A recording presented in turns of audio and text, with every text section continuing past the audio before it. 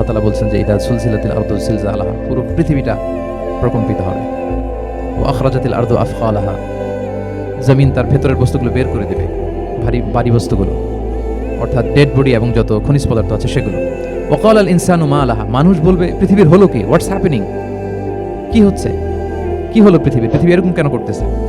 যে আয়াতটা বলেছিলাম যে ইন্না যালজালাতাস সাআতি শাইউন আযীম, সেখানে আল্লাহ তাআলা বলছেন ইয়াউমা তারাউনাহা তাযহালু কুল্লু মুরদিআতিন আম্মা আরদাআত ওয়া তাদউ কুল্লু যাতি হামলিন হামলাহা ওয়া তারান নাসা সুকারা ওয়া মা হুম বিসুকারা ওয়ালাকিন্না আযাবাল্লাহি শাদীদ। মানুষের ফার্স্ট রিঅ্যাকশন কি হবে এই আর্থকোয়েকের পরে?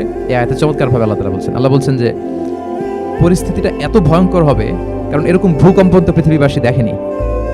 এত মারাত্মক ভূমিকম্প হবে যে দুধ খাওয়াচ্ছে এরকম মা তার দুধের বাচ্চার কথা ভুলে যাবে।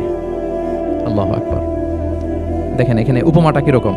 সাধারণত দুধের বাচ্চার প্রতি মায়ের আলাদা একটা টেক কেয়ার থাকে, মানে তাকে রেখে এদিক সেদিক যায় না, গেলেও চোখে চোখে রাখে, বা কোথাও গেলে অন্যকে বলা যায় তুমি একটু দেখো, এরকম করে না? দুধের বাচ্চা তো সে খুবই ছোট বাচ্চা, তার আলাদা কেয়ারের প্রয়োজন হয়, এক্সট্রা কেয়ারের প্রয়োজন হয়। তো দুধ খাওয়ায় ব্রেস্ট ফিডিং মাদার কখনো তার বাচ্চাকে চোখের আড়াল করতে দেয় না বা চায় না। আল্লাহ বললেন যে তখন পরিস্থিতি এত ভয়ানক হবে যে নিজের দুধের বাচ্চার কথাই মা ভুলে যাবে।